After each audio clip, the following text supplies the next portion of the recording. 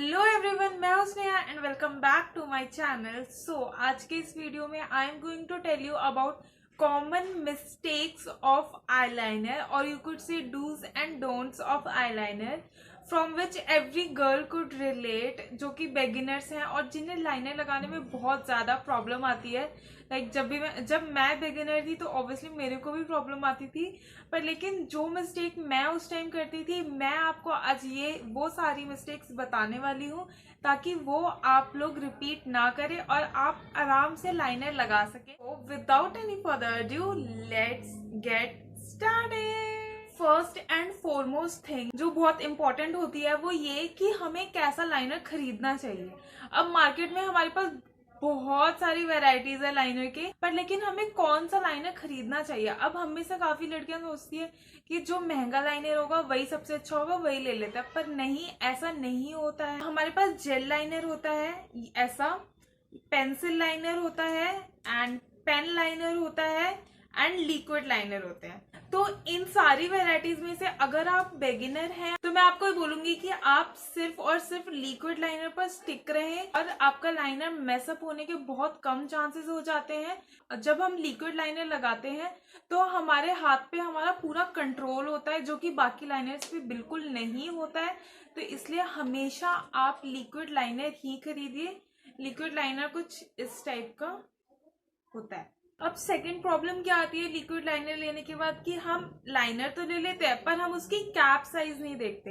अब मेरे पास ये एक इनसाइड का लाइनर है और दूसरा ब्लू हेवन का। अब इसका जो कैप साइज है वो काफी एलोंगेटेड है, बड़ा है, जिसकी वजह से हम जब पकड़ते हैं इसके कैप को लाइनर लगाते टाइम तो हमारे हाथों पे एक ग्रिप बना रहता है और बहुत ईजी हो जाता है काम।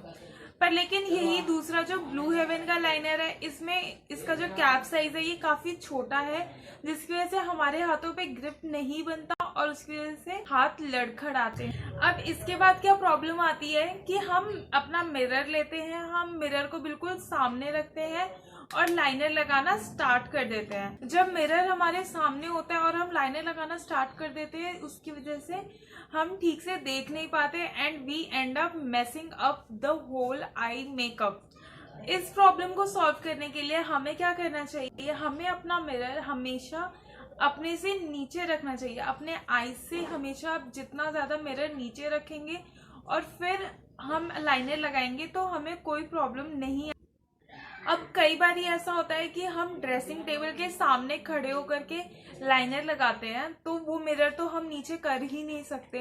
चिन को लिफ्ट कर सकते हैं थोड़ा सा ऐसे ऊपर की तरफ, और ऐसे करने से भी हमारी आईज जो होती है वो नीचे की तरफ हम देखने लग जाते हैं। आराम से लाइनर लगा सकते हैं बिना किसी प्रॉब्लम से। इसके बाद जो नेक्स्ट मिस्टेक है जो हम हमेशा करते हैं वो ये कि हम हमेशा लाइनर लगाते वक्त अपने हाथ को हवा में छोड़ देते हैं और बिल्कुल भी उसे सपोर्ट नहीं देते हैं, जिसकी वजह से हमारे हैंड्स बहुत ज्यादा शेक करते हैं और इतना शेक करने की वजह से हमारे लाइनर कभी भी सीधा और फिनिश्ड नहीं लगता है और बहुत ही ज्यादा अजीब सा लगता है वो। तो फिर ऐसा कभी भी मत करिएगा। प्रॉब्लम को सॉल्व करने के लिए हमें क्या करना है, हमें हमेशा अपने हैंड्स को सपोर्ट देना है। और वो हम कैसे देंगे, हम अपने हैंड्स को अपने चीक्स पर रखेंगे और इसकी वजह से हमारे हाथों को सपोर्ट मिलता है। जब हम लेफ्ट साइड लगाएंगे तो हम दूसरी साइड सपोर्ट देंगे और अगर राइट साइड लगाएंगे तो हम दूसरी साइड से सपोर्ट देंगे अपने हैंड्स को। अब हम लोग क्या करते हैं कि हम सीधा लाइनर उठाते हैं और उसे ओपन करते हैं और सीधा डायरेक्ट लगाना स्टार्ट कर देते हैं। हम देखते ही नहीं है कि उसके बॉन्ड में हमें लम्प्स दिख रहे हैं या फिर ज्यादा प्रोडक्ट हमने ले लिया है। इसकी वजह से लाइनर बहुत ज्यादा मोटा लग जाता है और बहुत लम्प्स आ जाते हैं आपके आईज के ऊपर। तो इसे अवॉइड करने के लिए हमेशा लाइनर ओपन करने से पहले तो आपको शेक करना है और शेक करने के बाद जितना भी एक्सेस प्रोडक्ट है उसे हटाना बिल्कुल भी मत भूलिएगा। जब हम एक्सेस प्रोडक्ट हटाते हैं तो हमारा लाइनर बहुत थिन और बहुत ही ज्यादा आराम से लग।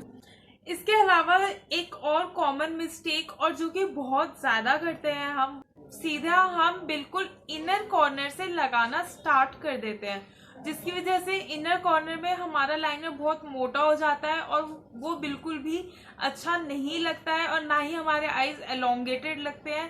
बिल्कुल एकदम से हमारे आईज बहुत अजीब से लगने लग जाते हैं। सो इस मिस्टेक को सॉल्व करने के लिए हमें क्या करना चाहिए, हमें हमेशा लाइनर मिडल पार्ट से लगाना चाहिए। अब हमारे आईज के इनर कॉर्नर होता है, मिडल पार्ट होता है एंड आउटर कॉर्नर होता है। तो हमें ना ही इनर कॉर्नर से स्टार्ट करना है ना कभी आउटर कॉर्नर से स्टार्ट करना है। We have to always start from middle corner. और मिडल कॉर्नर से हम जब भी स्टार्ट करते हैं लाइनर लगाना, तो उससे हमारा लाइनर अगर थोड़ा सा भी इधर उधर हो जाता है या मोटा हो जाता है या पतला हो जाता है तो हम उसे कंट्रोल कर सकते हैं। पर लेकिन अगर हम इनर कॉर्नर या आउटर कॉर्नर पे कोई गलती करते हैं तो वो ठीक कभी नहीं होता। तो इसलिए हमेशा मिडल में लगाना स्टार्ट करिए और फिर उसके बाद आप आउटर साइड पर जाइए। पहले आपको छोटा सा विंग बनाना है और उसके लिए आपको अंदर से बाहर की तरफ आना है और फिर जब वो हो जाएगा उसके बाद आपको बाहर से अंदर की तरफ अपने विंग को लेते हुए आना है और मिडिल पार्ट से ज्वाइन कर देना है।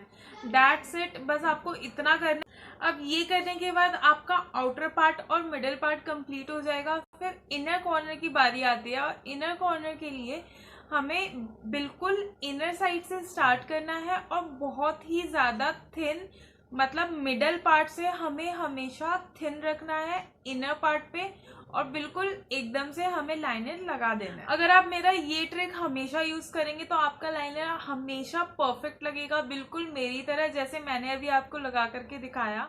अब इतनी सारी मशक्कत करने के बाद हम अपना लाइनर बिल्कुल परफेक्टली लगा लेते हैं। तो उसके बाद सबसे ज्यादा बड़ी प्रॉब्लम जो हर लड़कियों को फेस करनी पड़ती है वो ये कि हम बहुत ज्यादा जल्दी में होते हैं और उसकी वजह से हम ऐसे ऊपर देख लेते हैं कई बारी और वो हमारे आईलिड्स पर लग जाता है और हमारा पूरा आई मेकअप का बैंड बच जाता है। तो लाइनर को ठीक करने के लिए हमें क्या करना है, हमें एक ऐसा स्पूली लेना है जिससे हम अपने आईब्रोज कॉम्ब करते हैं, यही काम आने वाला है हमारे। हमें इस पुली लेना है और जहां पर हमारा लाइनर मेस्ड अप हो गया है उधर हमें इससे थोड़ा थोड़ा करके उस लाइनर को हटाना है। तो इससे क्या होगा, वो सूख रखा है और वो स्पूली की हेल्प से थोड़ा पाउडरी फॉर्म में अपने आप निकल जाएगा और आपको कुछ भी नहीं करना पड़ेगा और आपका मेकअप बिल्कुल भी खराब नहीं होगा। कॉम्पैक्ट से आईलिड सेट करने के बाद आपका लाइनर बिल्कुल पहले जैसा हो जाएगा। हमें अपने लाइनर को लॉन्ग लास्टिंग बनाने के लिए क्या करना है, सबसे पहले तो अपने आईलिड्स पर फाउंडेशन, बीबी क्रीम कुछ भी लगा लीजिए। मैं यहाँ पर ये पॉन्ड्स का बीबी क्रीम लगा रही हूँ। सबसे पहले मैंने बीबी क्रीम लगा करके अच्छे से ब्लेंड कर लिया है अपने आईलिड्स पर। उसके बाद मैं ये मेबलिन फिट मी का कॉम्पैक्ट ले रही हूँ और इससे मैं अपने आईलिड्स को अच्छे से सेट कर दूंगी। उससे क्या होगा, मेरे आईलिड्स सेट हो जाएंगे, मेरे डार्क सर्कल्स सब कुछ हाइड हो जाएंगे और इससे हमारा लाइनर बहुत उभर के आता है और लॉन्ग लास्टिंग तो ऑब्वियसली वो होगा ही। So these were the common mistakes जो हम हमेशा करते हैं अगर हम बिगिनर होते हैं या फिर हम जब भी लाइनर लगाने में हम थोड़ा सा इधर उधर प्रॉब्लम होती है हमें, तो हमेशा जरूर हमारी प्रॉब्लम के पीछे ये मिस्टेक्स हमेशा होते हैं। आई होप आप लोगों को मेरी ये वीडियो बहुत ज्यादा पसंद आई होगी और हेल्पफुल रही होगी।